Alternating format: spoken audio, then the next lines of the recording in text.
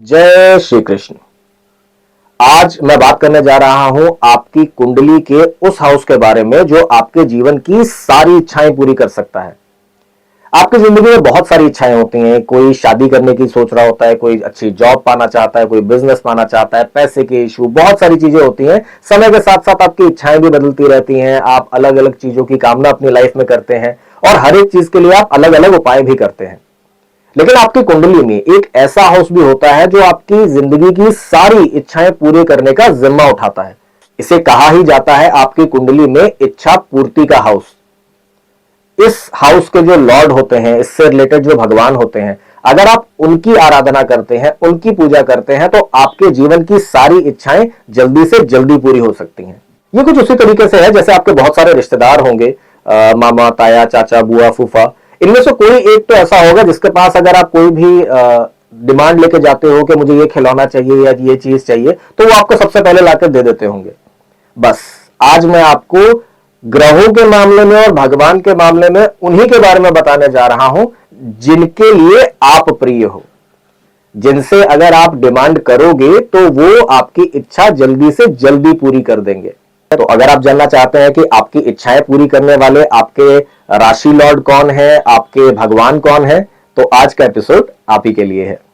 मैं थोड़ी सी basics clear कर दूं। अगर पहली बार कोई वीडियो देख रहा हो एस्ट्रोलॉजी का, तो उसके लिए बस मैं ये बता रहा हूं कि आपकी जो कुंडली होती है इसमें 12 हाउसेस होते हैं। आपकी कुंडली हो, आपके पड़ोसी की कुंडली हो, विदेश में रहने वाले किसी की कुंडली हो, सबके लिए फर्स्ट हाउस यही रहता है। और एंटी क्लॉकवाइज टोटल 12 हाउसेस हर एक इंसान की कुंडली में होते हैं। अब आप अगर अपनी कुंडली खोल के देखोगे तो हो सकता है उसको आपके इन हाउसेस में अलग अलग नंबर लिखे हुए दिखाई दे। इस एग्जाम्पल कुंडली में जहां 1 लिखा हुआ है, हो सकता है आपकी कुंडली में 6 लिखा हो, 7 लिखा हो, 10 लिखा हो। लेकिन आपकी कुंडली में जो नंबर लिखा है वो राशि का नंबर है। हाउस का नंबर कभी भी किसी भी कुंडली में नहीं लिखा होता, क्योंकि ये यूनिवर्सली फिक्स होता है। फर्स्ट हाउस हमेशा फर्स्ट हाउस रहता है, 12th हाउस हमेशा 12th हाउस रहता है। ये हाउसेस कभी चेंज नहीं होते। इसी वजह से आपको कुंडली में कभी हाउस का नंबर लिखा हुआ दिखाई नहीं देगा। तो आप इस चीज से कभी कंफ्यूज मत होना कि जो नंबर आपकी कुंडली में जिस हाउस में लिखा हुआ है वो उस हाउस का नंबर है। वो एक्चुअली में राशि का नंबर होता है। अब कौन से नंबर पे कौन सी राशि आती है ये भी फिक्स है। इसी वजह से कुंडली में राशियां भी नहीं लिखी जाती। अब जो चीजें फिक्स हैं उनके बारे में हमारे जो ज्ञानी ज्योतिषी थे उन्होंने यही सोचा कि इसके बारे में बार बार क्या लिखना, सारी चीजें लिखेंगे कंफ्यूज होंगे लोग। तो उन्होंने सिर्फ ग्रहों के बारे में ही कुंडली में मेंशन किया होता है। राशियों के लिए नंबर्स लिखे होते हैं और हाउसेस तो फिक्स है, तो उनके बारे में कभी कुछ लिखा ही नहीं जाता। तो आज का जो हमारा टॉपिक है इच्छा पूर्ति, ये आपकी कुंडली का 11th हाउस रूल करता है। मतलब जो ये एग्जाम्पल कुंडली है इसमें जहां पे 11 लिखा हुआ है, ये है आपकी कुंडली का 11th हाउस। अब आपकी कुंडली में यहां पे कोई भी नंबर लिखा हो सकता है, 1 2 3 4 5 6 12 तक कोई भी नंबर हो सकता है। जो नंबर वहां पे लिखा है इसका मतलब वहां पे उस नंबर की राशि बैठी है। ये जो चार्ट है राशि का, इसके हिसाब से जिस नंबर पे जो राशि लिखी है, आपकी कुंडली में जो नंबर लिखा है आपकी 11th हाउस में वही राशि है। एग्जाम्पल के लिए वहां पे अगर 5 नंबर लिखा हुआ है तो वहां पे सिंह राशि है जिसके मालिक होते हैं सूर्य। वहां पे अगर 9 लिखा हुआ है तो वहां पे धनु राशि बैठी हुई है जिसके मालिक होते हैं गुरु महाराज।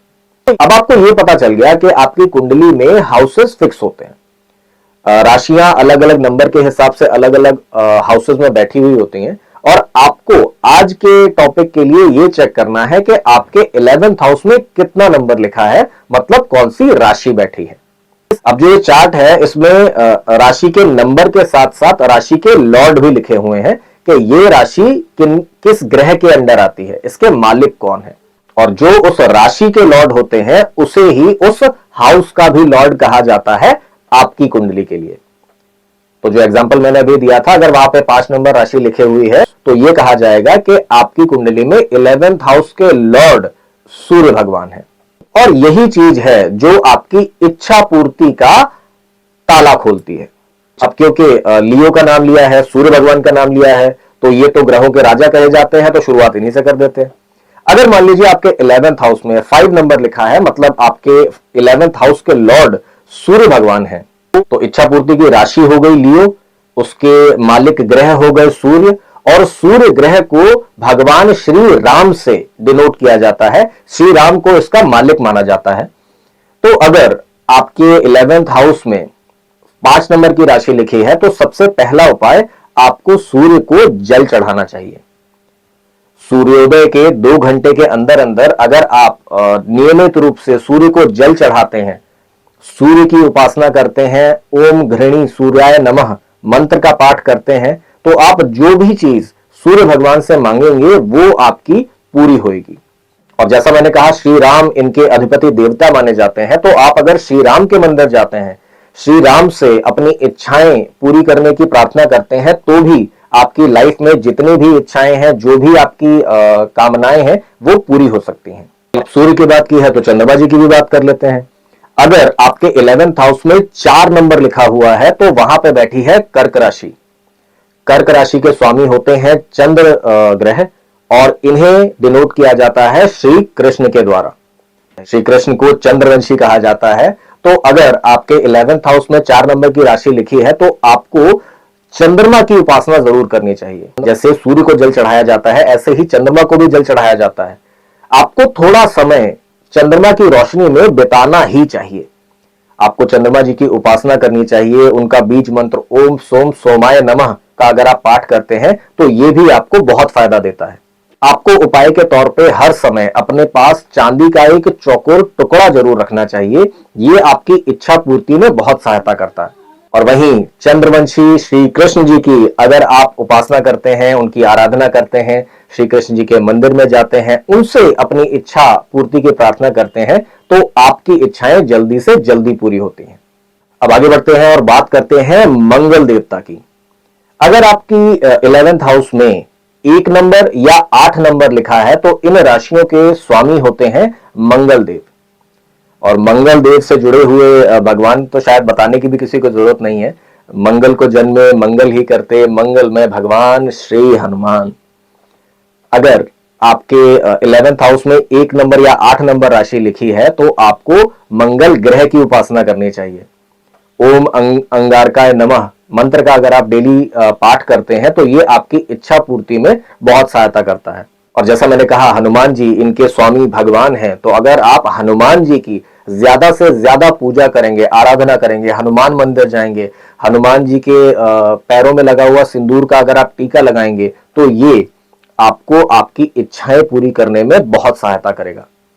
आप जो भी अपनी जिंदगी में इच्छाएं रखते हैं, चाहे वो किसी भी चीज से रिलेटेड हो, अगर आप हनुमान जी की आराधना करके उनसे अपनी इच्छा पूर्ति की प्रार्थना करेंगे, तो आपकी इच्छाएं जल्दी से जल्दी पूरी होती हैं।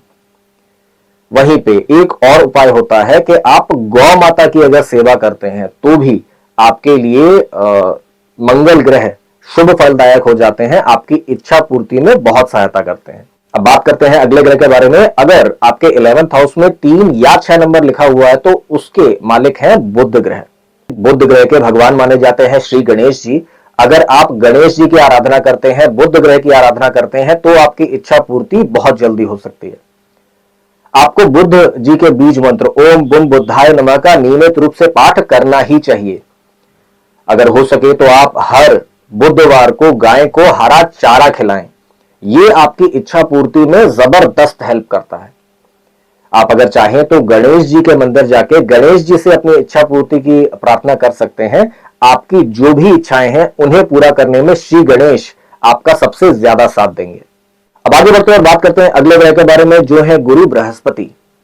अगर आपके 11th हाउस में 9 नंबर या 12 नंबर लिखा हुआ है, तो आपके 11th हाउस के मालिक हैं गुरु बृहस्पति। गुरु बृहस्पति मतलब गुरुओं के गुरु, देवताओं के गुरु, और इस पूरे ब्रह्मांड के जो आदि गुरु हैं, वो है महाशंकर शिव शंभु। शिव जी आपके इच्छा पूर्ति के लॉर्ड हैं। अगर आप शिव मंदिर जाते हैं, शिव जी के सामने अपनी इच्छाओं की प्रार्थना करते हैं, तो आपकी इच्छाएं जल्दी से जल्दी पूरी होती हैं। आप गुरु बृहस्पति को प्रसन्न करने के लिए गुरुवार के दिन पीली चीजों का दान कर सकते हैं। पीली दाल हो गई, पीला कपड़ा हो गया, कोई भी पीली चीज है, अगर आप उसका दान करते हैं बृहस्पतिवार के दिन तो आपके गुरु बृहस्पति प्रसन्न होते हैं और आपकी इच्छा पूर्ति जल्दी से जल्दी हो सकती है। आप गुरु बृहस्पति के मंत्र ओम ब्रह्म बृहस्पतये नमः का भी नियमित रूप से अगर पाठ करते हैं तो आपकी इच्छाएं जल्दी से जल्दी पूरी होती हैं। भगवान शिव शंभु तो भोलेनाथ हैं। आप जिस किसी भी दिन चाहे शिव जी के मंदिर जाइए, उनके सामने हाथ जोड़िए, उनकी प्रार्थना करिए, पूजा करिए, अर्चना करिए, जैसे भी हो सके शिव जी की आराधना अगर आप करते हैं और अपनी इच्छा पूर्ति की प्रार्थना आप शिव जी महाराज से करते हैं तो आपकी इच्छाएं जल्दी से जल्दी पूरी हो सकती हैं। इसके बाद नंबर आता है शुक्र देव का। अगर आपके 11th हाउस में नंबर 2 या नंबर 7 लिखा हुआ है तो आपके इच्छा पूर्ति के मालिक हैं शुक्रदेव। शुक्रदेव के जो भगवान है वो माना जाता है माता लक्ष्मी को और कुबेर जी को भी। अगर आपकी लाइफ में पैसा आ नहीं रहा है तो आपको लक्ष्मी माता की आराधना करनी चाहिए, और अगर पैसा तो आ रहा है लेकिन टिक नहीं रहा तो आपको कुबेर भगवान की पूजा करनी चाहिए। सबसे पहले बात करें अगर शुक्र देव की तो ओम शुम शुक्राय नमः इनका बीज मंत्र होता है।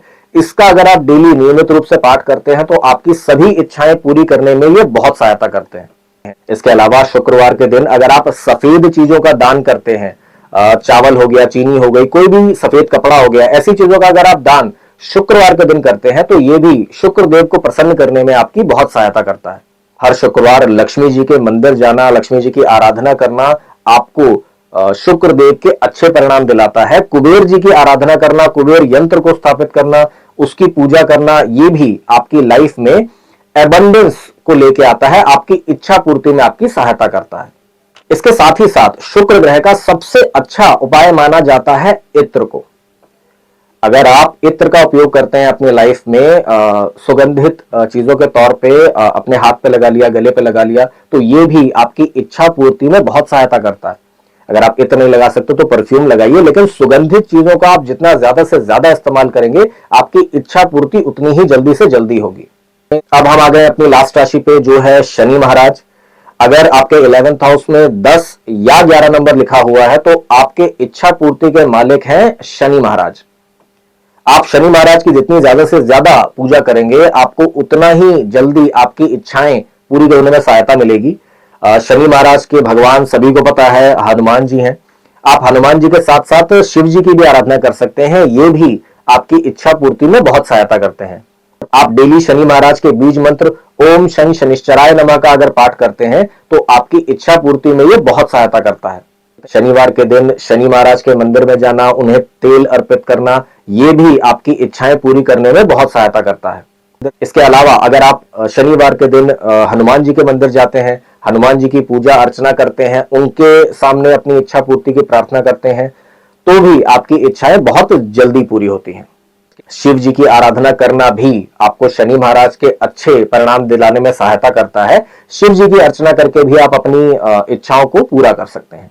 आप सोच रहे होंगे राहु और केतु रह गए। एक्चुअली राहु और केतु को कोई स्पेसिफिक राशि नहीं मिली हुई है, उन्हें किसी राशि का लॉर्ड नहीं माना जाता। इस वजह से ये नहीं कहा जाएगा कि ये राशि बैठने पे 11th हाउस के लॉर्ड राहु या केतु हो गए, इस वजह से उनको इस लिस्ट में शामिल नहीं किया गया है। तो जो भी नंबर आपके 11th हाउस में लिखा हुआ है उसके लॉर्ड कौन है, उनके भगवान कौन है, किन की पूजा अर्चना करने पे आपकी इच्छाएं जल्दी से जल्दी पूरी हो सकती हैं, आज का ये वीडियो इस बारे में था।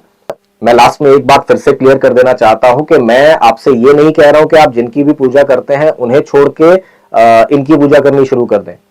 मैं सिर्फ आपको यह समझा रहा हूं, जो एग्जांपल मैंने दिया था कि जितने भी आपके रिश्तेदार हैं उनमें से कौन सा वो रिश्तेदार है जो आपकी एक ही डिमांड पे इच्छा पूर्ति के लिए आगे आ जाता है। तो ये आपके वो ग्रह हैं, ये आपके वो भगवान हैं जिनके आगे अगर आप अपनी इच्छाओं की पूर्ति की प्रार्थना करते हो तो उस प्रार्थना को सुने जाने के चांसेस ज्यादा हैं, आपकी इच्छा पूर्ति के चांसेस ज्यादा हैं। तो आप सभी लोग अपने इच्छा पूर्ति के भगवान से अपनी इच्छाएं मांगिए, अपनी जिंदगी में खुशहाली लेके आइए। अगर इस टॉपिक से रिलेटेड या और किसी भी चीज से रिलेटेड आपको कोई क्वेश्चन हो तो आप मुझे ईमेल और मैसेज तो कर ही सकते हैं, चाहे तो कमेंट में भी इसके बारे में क्वेश्चन पूछ सकते हैं। अब आपसे मिला जाएगा अगले एपिसोड में, तब तक के लिए जय श्री कृष्ण।